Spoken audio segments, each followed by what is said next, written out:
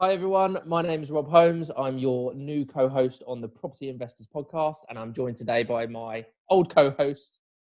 That was worse than the one that we just did. It was really bad, wasn't it?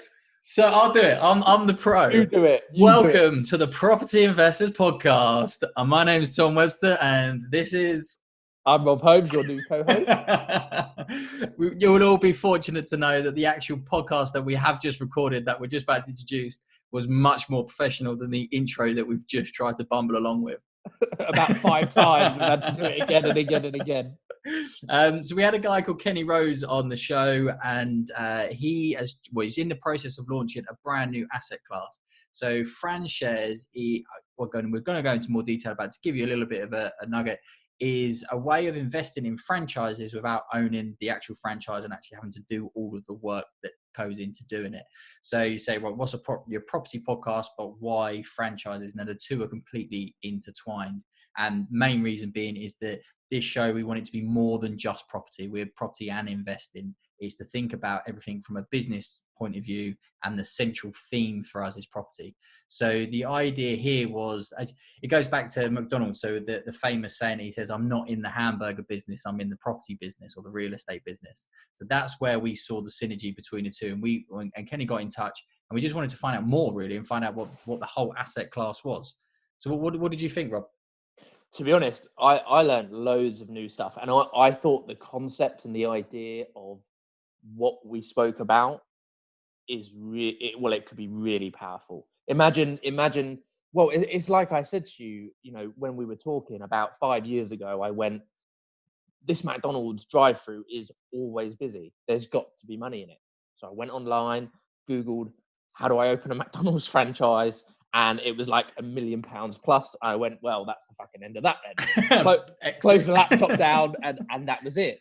But what we talk about today is a way that, well, actually, is Kenny putting something together that's going to allow me to own part of a franchise like that, or some other big names. We mentioned other big names like Subway, and Kenny goes on to mention some other American franchises, that we might not be as au fait with. But the really interesting thing is that he goes on about how when you hear franchise, you think McDonald's, you think Domino's, you think Subway, and you think these are like fast food is franchise. But it's actually a small, something like 17% of franchises I might have just made that up, of fast food.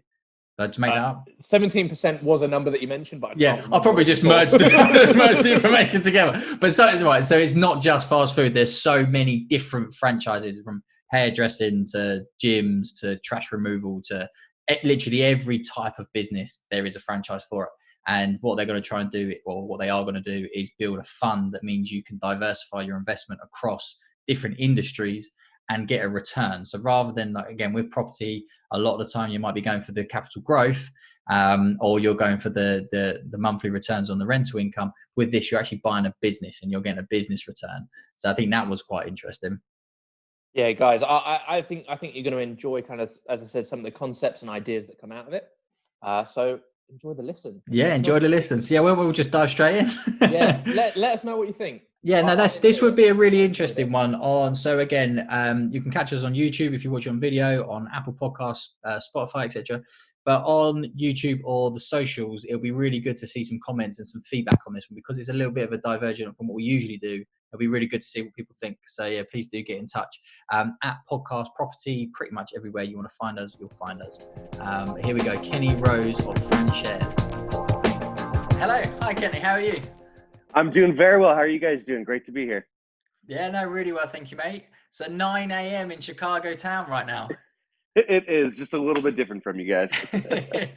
So we're going to dive straight in, as we usually do on the show. So give the listeners a good introduction of yourself. You can go back all the way back into childhood. We want to know who you are, what you're about, what's going on, and we'll just develop the conversation from there. Perfect. Sounds great. So I guess to go into a little childhood for you then, I actually come from a family of entrepreneurs. I've never known my dad to ever work for anybody. And so growing up, I always wanted that same thing. But then, as you start going to college, you're like, now they have them, but they didn't really have majors for entrepreneurship. And so you're like, so what do I go for? And so I figured I'd go into business and I'll find my way through, and eventually found myself in the world of financial services. I had interned at Merrill Lynch for a year or two. And so graduating, the natural progression was to go work for him. So I moved from San Diego up to San Francisco, became a financial advisor, and was working for a major wirehouse there. And crazy thing was, it was actually when Greece's economy started going down. And so it started affecting all my clients' portfolios, and you obviously start getting the calls about it. And they're like, well, what's causing this? And I don't really have that much to say because, Greece's economy doesn't do that much bearing on the world economy, let alone the U.S. economy. So I'm like, headlines, that's really all I can tell you. Like, that's what's causing it. And so I saw that, and I saw robo-advisors coming up. And I said, you know what? I don't think that this is the long-term what I'm going to be doing. And so I started talking to a family friend, and they said, hey, what do you know about the franchise world? And I was like, what do you know about the franchise world? This guy was the CEO of a company that coaches CEOs. So I'm like, what do you know about McDonald's? And he's like, no, did you know my company's a franchise too? And I said, no, you coach CEOs. And he says, that's a franchise. They have franchises for everything. And I said, okay, I'll bite. I'm curious to learn more about franchising. And so I got into the world of franchise brokerage, which is basically like you're like a realtor for the world of franchising. I'd work with Fortune 500 CEO or C-level guys who were trying to leave the corporate world and replace their income by going into business ownership, and franchising being a way where they could really have some more predictability in what they were doing. I also worked with individuals who were looking for like an investment business. And the more I did that, and the more I was working for a previous company, I worked my way up from business development all the way to I was running the LA County area, and decided, hey, you know what? I think I know enough about this, and it's time to go step out on my own. And so I started my first company, Semphia, which was a franchise brokerage really focused on investment businesses. So they have franchises that have more systems in place for people who want to be more like an investor. And if you think about like a haircut place, like your Supercuts, you don't see the owner in there when you walk in. There's a manager there. And so I wanted to focus on these businesses where you can keep your full-time job and manage a manager. And over the years, I kept hearing more and more people saying like, hey, I'd love to own a franchise, but I don't even have the time to do that. Or a lot of people were saying, hey, I'd love to do it, but I want to throw like 10, 20, 30,000 into it, not 100,000+. And so as I started hearing this more and more, I realized a lot of these same things were done in the world of real estate before. And in real estate, people want to invest, but they don't, they want to be more hands off. And so you started seeing like investment properties and then like real estate investment trusts. And so I realized, why can't you do the same thing for franchising? And so especially in the US, we have a lot more crowdfunding regulations that came into the world the last 5 years or so. So you've seen the rise of companies like Fundrise, Diversity Fund, Cadre. And so basically applied a lot of the same principles and said, hey, why shouldn't you be able to own franchising as an alternative investment? And so that's why I created FranShares. And it's really this way to, invest locally, get good returns, but also have that, predictability that comes with franchising. It's really interesting. So me and Rob have been talking about obviously before and all the things because we've both watched the film on the McDonald's owner. The founder. That's it, the founder, and it's about the whole. I'm not in the burger business. I'm in the property business. So when you said on the come on the show, I was like, franchising is property. So people might think of the hairdresser, oh, that's nothing to do with property, or think of a burger place, that's nothing to do with property, but they are completely intertwined. So how do you see the two crossing over? Well, I mean, especially nowadays with everything that's going on with property and COVID, most franchises need a place to be, and they need to have, because they're, in essence, it's all about being a local business. And a lot of people like to think of franchising as like, hey, it's not a local business, but you think about it, it's a local business owner, local employees, and local property. And so having that key piece of local property is so important because as a local business, you're part of the community. So you need to have, something that is really able for the community to get to, good landlords to help that business, really thrive. And, affordability, if, the property's too expensive, it's not going to do as well for the franchise. So they're extremely intertwined. What I want to do just before we go any further into that, great intro. And obviously thanks for letting everyone know kind of who you are and where you come from and stuff. There was a few things I picked up on that I know me and Tom may know the answer to, or do know the answer to, but some of our listeners might not know what they are. Okay. So firstly, can you explain what a wirehouse is? Because you mentioned that's not a UK term. I've got a good guess as to what it might be. Then you spoke about franchises and, they might want people who might want to get in for 10, 20, 30,000, but actually instead of you're talking hundreds of thousands or more. So can you give us some examples of what kind of franchises people would know and would want to get into, and why they cost 100 grand or more? And then you mentioned a REIT, REIT. So again, there might be some listeners that aren't going to know what a real estate investment trust is. So can you kind of go over those three things just in a bit more detail? Absolutely. So Wirehouse is in essence a large stock brokerage. So companies like JP Morgan, Merrill Lynch, anyone that has like investment banking arm and they're trading, so large place to trade stocks. As far as when you're talking about different franchises and why they cost what they do, so there's a huge misconception where most people think of specifically fast food when it comes to franchises. Franchising covers 100 different industries. Pretty much any business you can imagine has a franchise for it. Everything from, yes, there's food, but hair care, fitness, retail, health, beauty. To go into some of those, I mean, you have everything from like your Orange Theory Fitness, your F45 for the fitness world. In hair care, you've got Supercuts, you've got Great Clips, Diesel Barbershop. And then automotive, you have things like Mako, Meineke. So it really just covers everything. A lot of times people don't really think about these things being franchised. They just know like, oh yeah, there's a lot of them and I know what I'm getting myself into. And then there's some that you wouldn't even know that the industry could be franchised. There's ones even like window washing. If you're like a business owner, you'd heard of something like Fish Window Cleaning because they are huge in the business window cleaning space. But if you're like your average consumer, you've never heard of them, let alone know that they've been around for decades and have hundreds of franchisees. So it's just such a big world out there.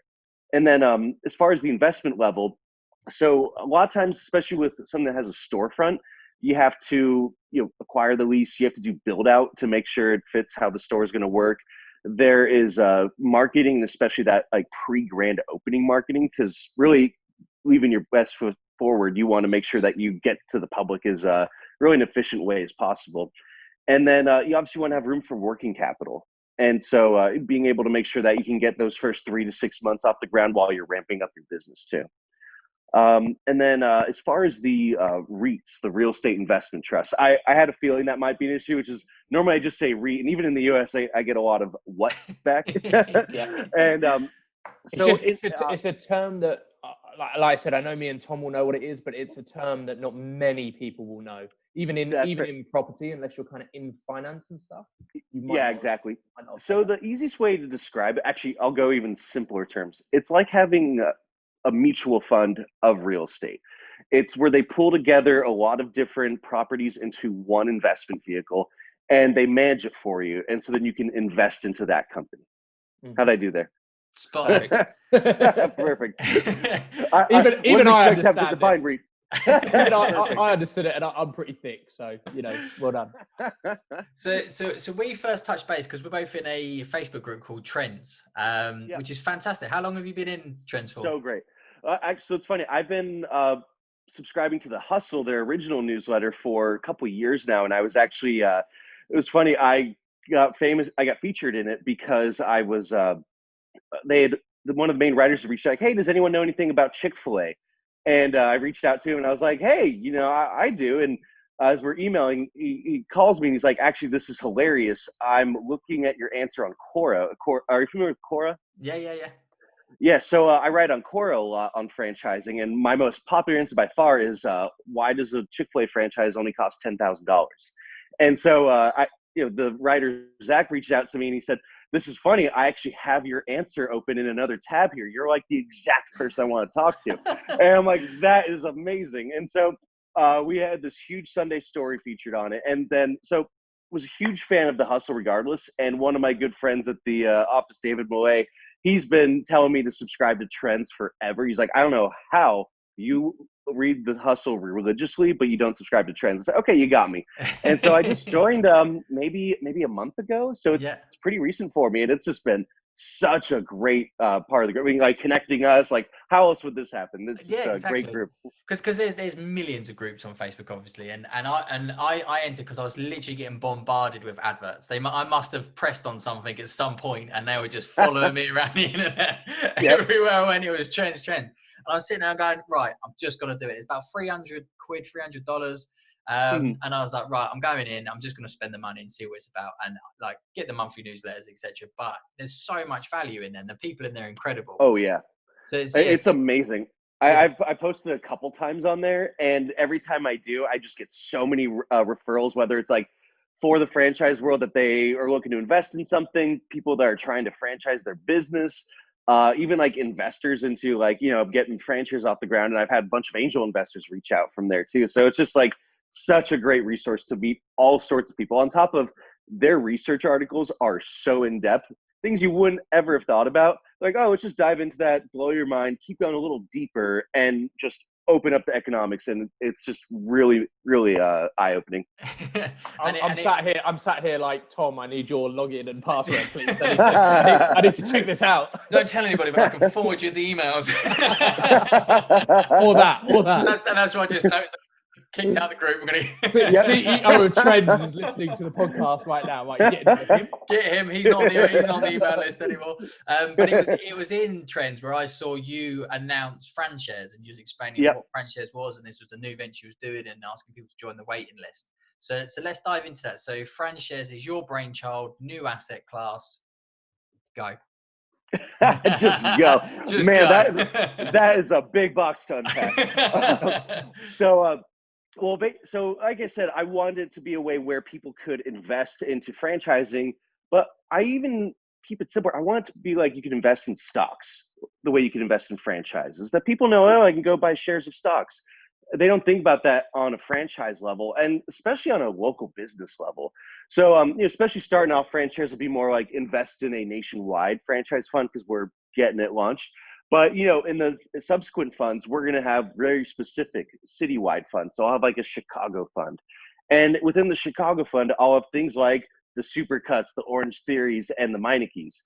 And so basically all these essential services that I do anyway are going to be now something that I part own. And also my investment dollars are going back into my community instead of, I say it's off Wall Street and onto Main Street.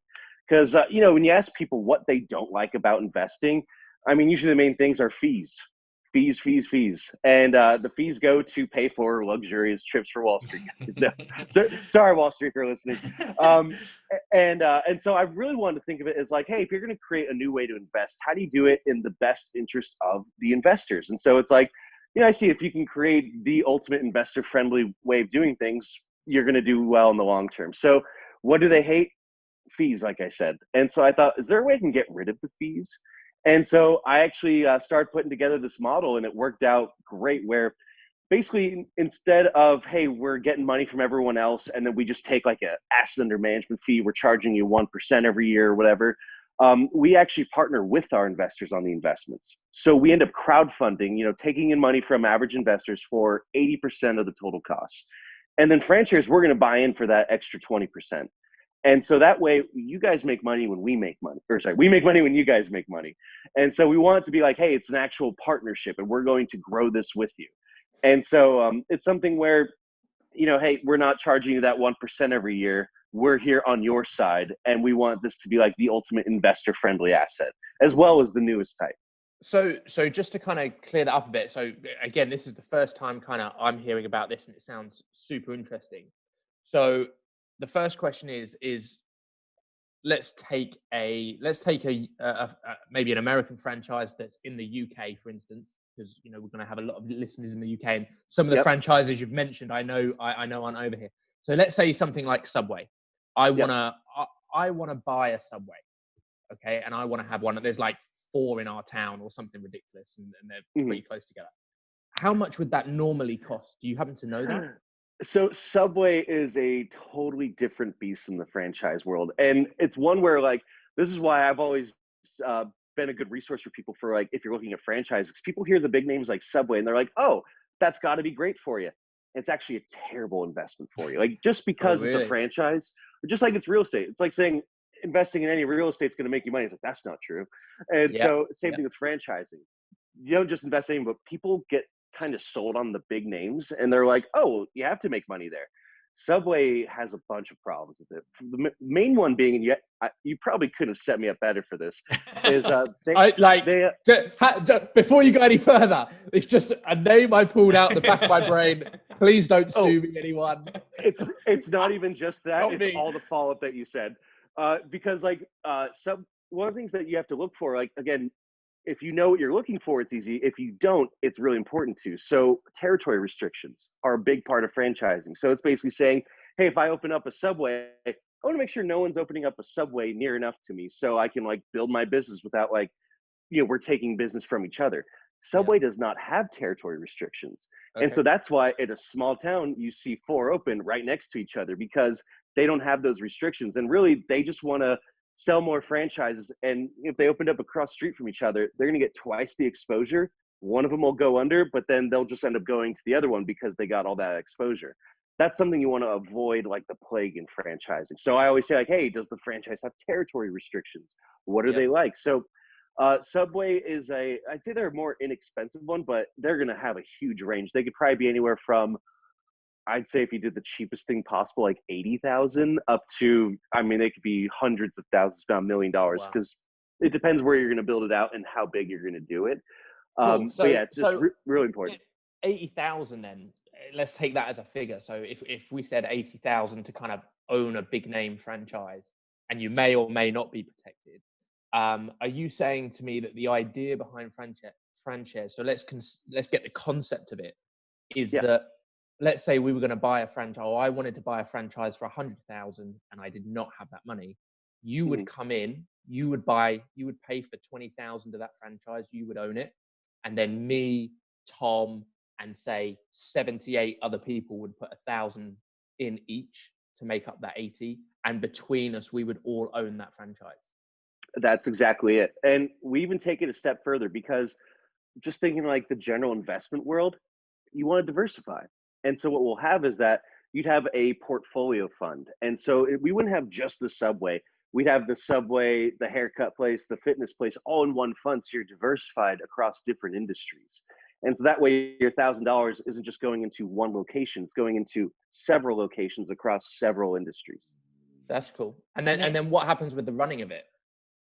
So that's again where we're gonna act. That's where FranShares comes in. Is that we're gonna be establishing operating partners for all the franchises. So we're like the investment fund almost, as well as the managing partner of it, where we're going to, set up those operations. I mean, it's going to be its own entity and be run on its own, but we set it all up so it'll be able to.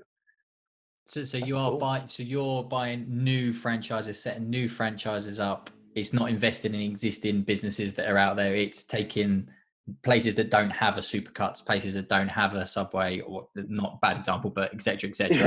And you're putting them there in the fund and wrapped all up.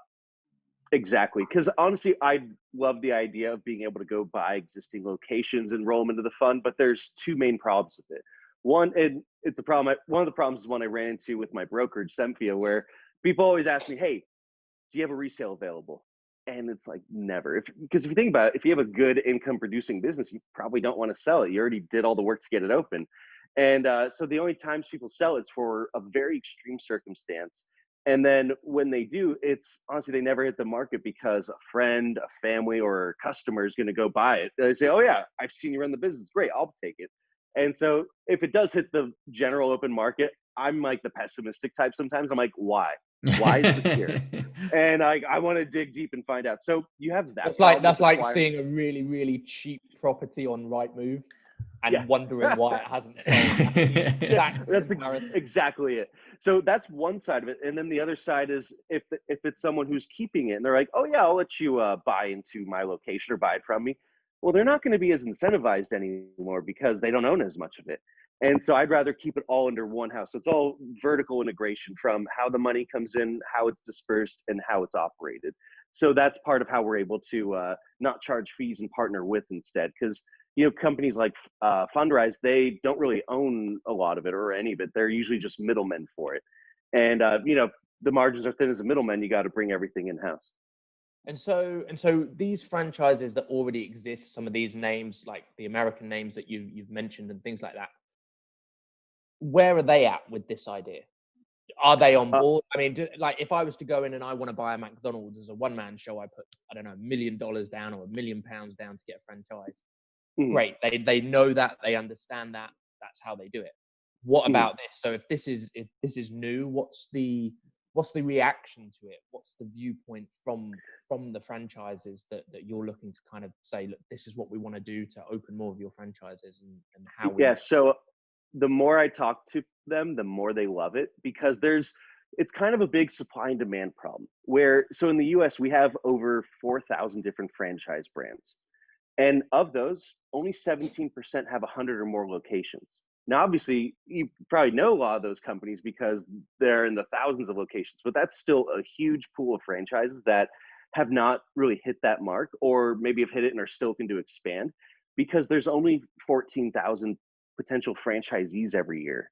And so when you have 4,000 brands competing for that many different franchise or that few franchisees, it creates a lot of competition where they're really trying to find people who not only have the money to invest but also the right experience and that they're ready to make that jump into franchise ownership. So to find all three is extremely hard, and have franchise come in and say, hey, we're actually going to be crowdfunding the money, and we're going to set up the best operations, and we're ready to do this. That franchising be very happy for it. And also I see these as what franchise is going to create are the most profitable locations for any franchise brand. And I'll explain why. Because again, let's go to the Chicago Franchise Fund. Generally for, if you're a one-off investor, let's use the Subway example. So you're a one-man person owner of a Subway.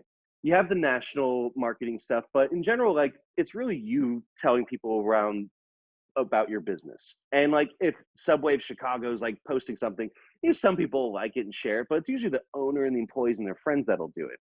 Now, change that same scenario from a single owner to 1,000 owners or 2,000 owners, and that you now have 2,000 people invested in this business actively supporting it. If someone asks, hey, where do you get your hair cut? Where do you think you're going to send them? Yeah, go to the barbershop I own as part of my portfolio. And so when you have this many active people being marketing for you, you're going to have more profitable locations. So to go back to our franchise is going to be up for this. They're going to love it because we fix their supply and demand problem with franchisees, and these are going to be more profitable locations. I think as well as that, people are going to love to be able to walk around and say to their friends, "Oh, I've got a portfolio of franchises to go with my portfolio of property and my portfolio of stocks, and Exactly. I own this barber's and I own that sandwich shop and this burger bar." And But that is like why the idea of that. But that is why I wanted Kenny to come on the show today, because we obviously talk about property as our main core, but where we come from is we look at it as a business. So it's not just about hobbyist landlords taking on one or two buy-to-let type scenarios. We want people to think holistically and say, okay, I'm a businessman and my core is property. And I thought the franchise is something that's different, completely different, because obviously it's mainly consumer-led income rather than passive income from a rental property or uplift in regards to capital gains, etc., etc. I thought that the diversification in regards to investment is property, you recognize these brands. There's not a lot of new education that you need to feel comfortable to invest in something different. Then all of a sudden, if let's say you are a property investor and you've got a portfolio of X, there's no harm in having something in this, because then you're diversifying yourself. And that was why I was really keen to get yourself on. Yeah, I appreciate it. And I love that you said, because diversification is where it's at. Like, I feel like people spend so many years learning everything about property. And so they're like, yeah, I'm going to invest in property because I understand it, I'm comfortable with it. Well, you should be able to have that feeling in other areas too and be able to diversify. But, it's like, I know a lot of people who invest in real estate, but they're like, I don't really get the market that much. It's kind of like a gambler's paradise. And it's like, okay, well, what else can you do then? And especially, most financial advisors will tell you need to have about like 20% or so in alternative investments. And a lot of people are just thinking about real estate because that's all they really know in the alternative investment world. And to me, I'm like, well, I feel like there should be more ones that are understandable and relatable. Because, like I said, we have all these crowdfunding companies in real estate here in the US, but that area grew so much. It's now total real estate lending and transactions from these crowdfunded real estate companies are over $12 billion now in the last 5 years. And so now, because you've seen the market really take to, it's just like real estate. All right, we got it, but what else can we invest in? Now you see things like Rally Road, which does collectibles, Masterworks, crowdfunding and artwork, VinoVest, shares of wine. But that's all just long-term appreciation. get income off of it. And I think that's one thing that real estate investors really like, is they like having income. And even the stock market, a lot of it's not producing a lot of income for you. It's more about appreciation and trading at different prices.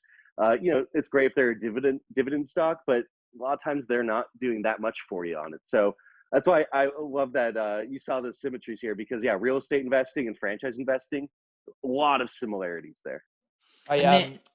You go, sorry. Rob. I was going to say, I like how you brought it round to kind of crowdfunding.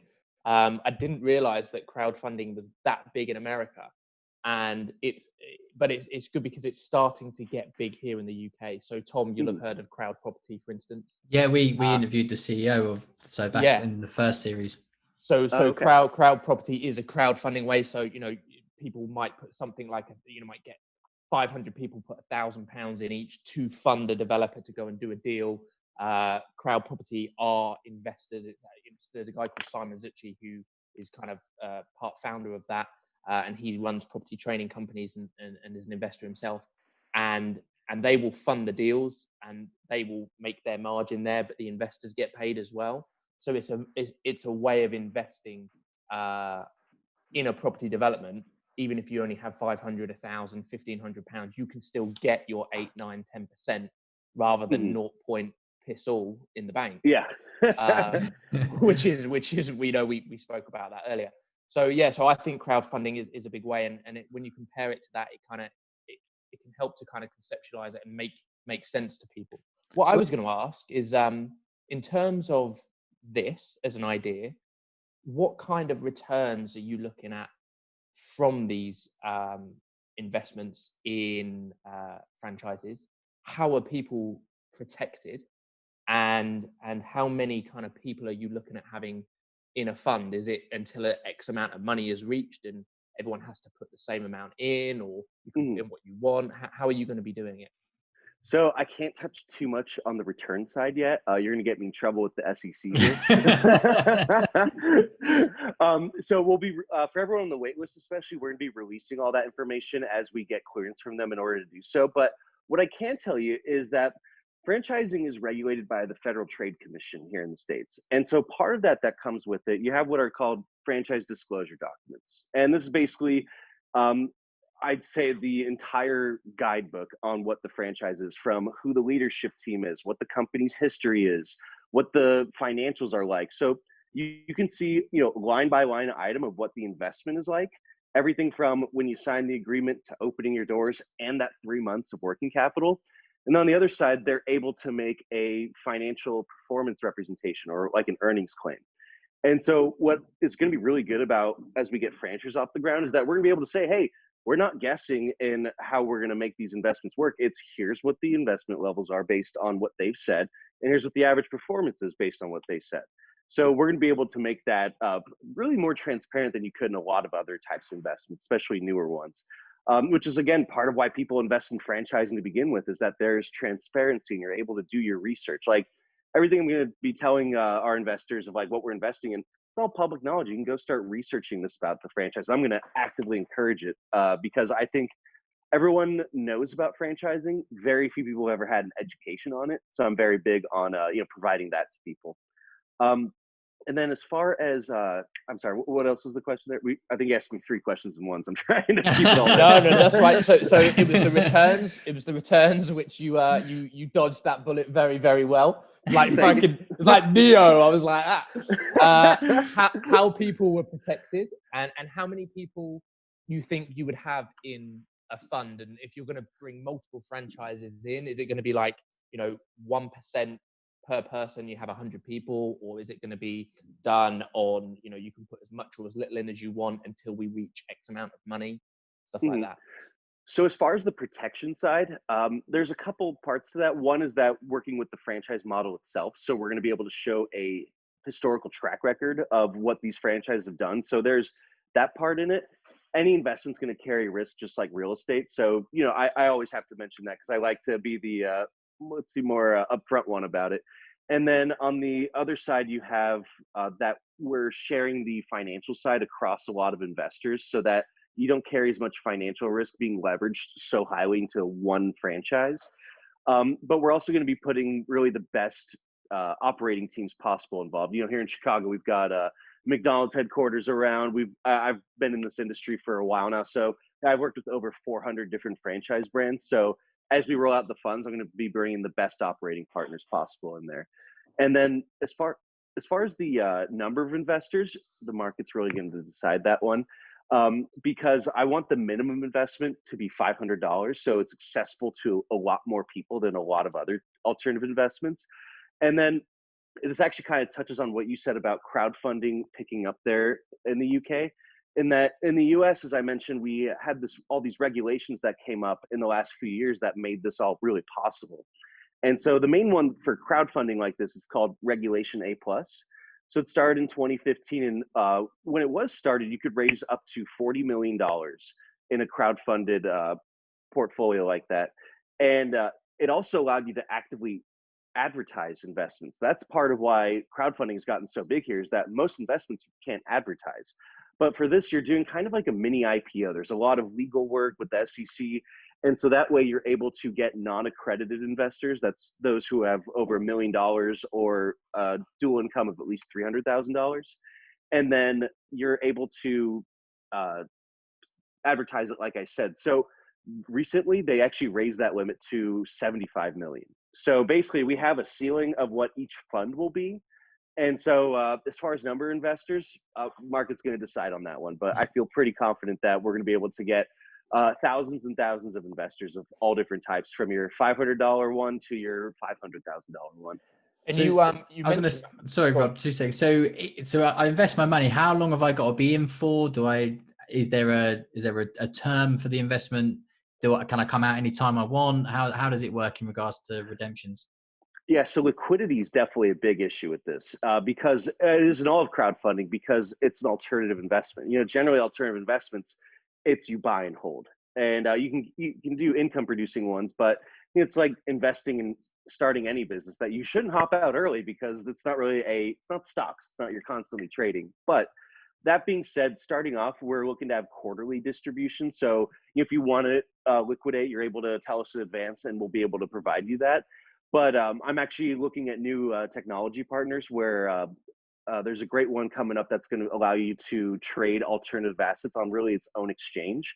So that'll allow you to buy and trade FranShares. It also lets you to trade those with other types of alternative investments.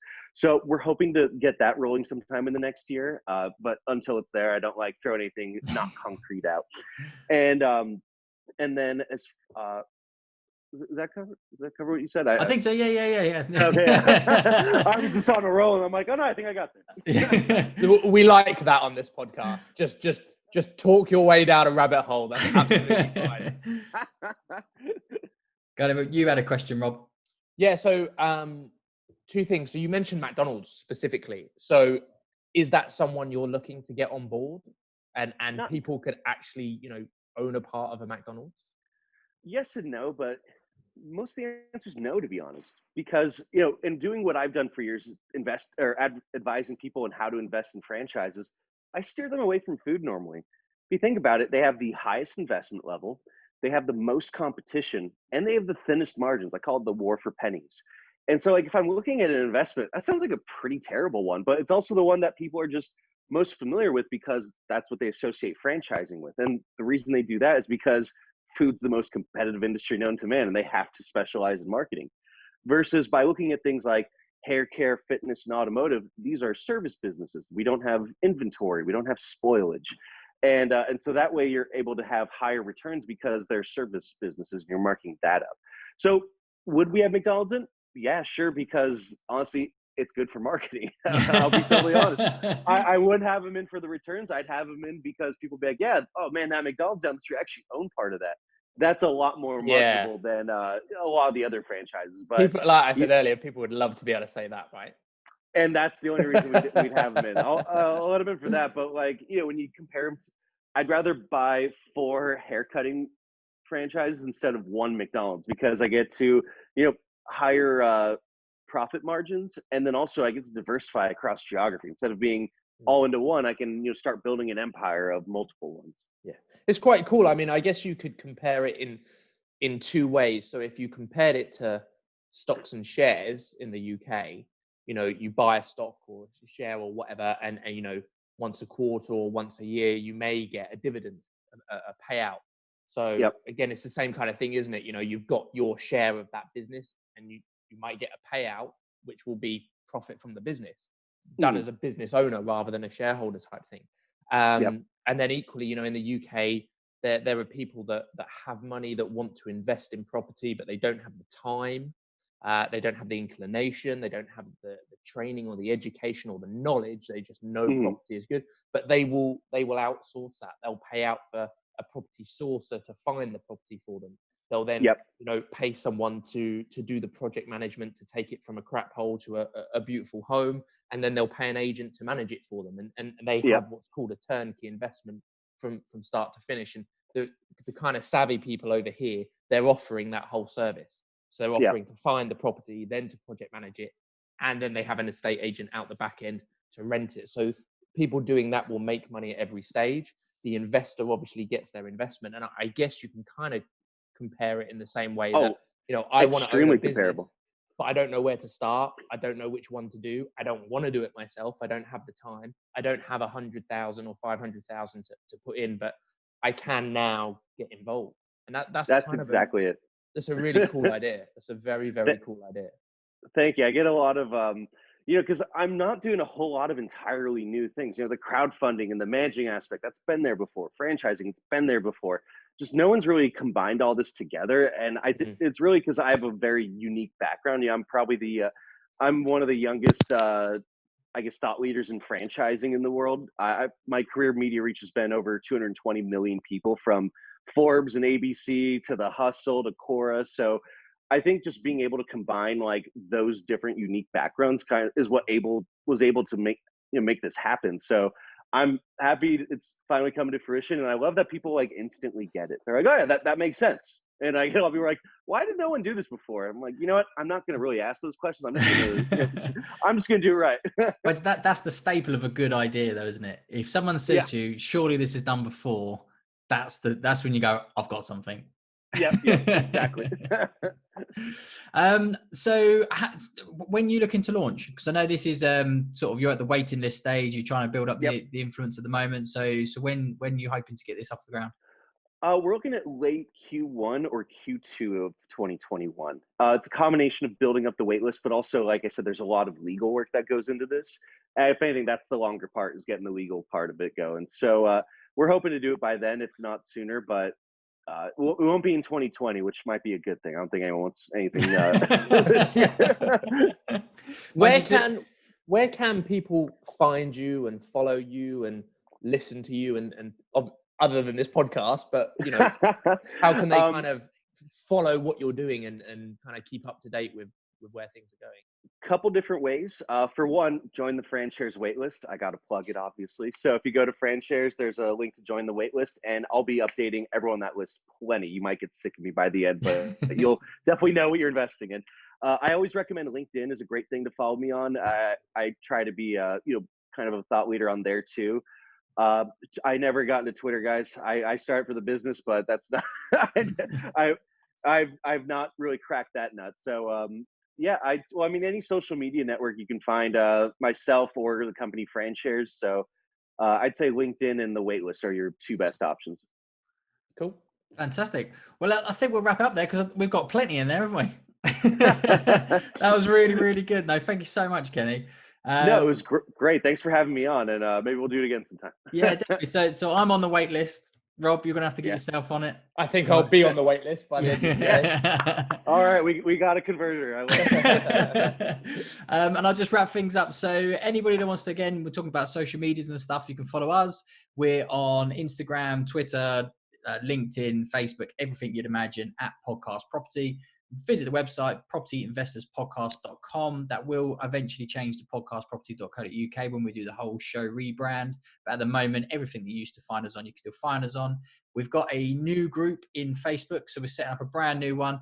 Really inspired by trends, to be honest with you. so where we had a group before, it sort of lost itself a little bit. It had a lot of people in there that didn't really have much value that they could add into the group. So we've scrapped that. We've got a brand new group. We're starting from scratch and we just want quality. So There's some questions you've got to answer to get in there. The first 100 people to enter that group is free. And then we're going to start charging to be in that group over just to keep the quality up. So hunt that down on Facebook. Anything else, Rob, that you wanted to touch on before I sign off? No, I thought that was great. Like, I learned something new, to be honest. This was completely new for me, completely different. I love the concept of it. I love the idea, you know, that I can own big business without having to do it all myself, because I like easy and I'm lazy. We need to set up a new podcast called The Lazy Investor.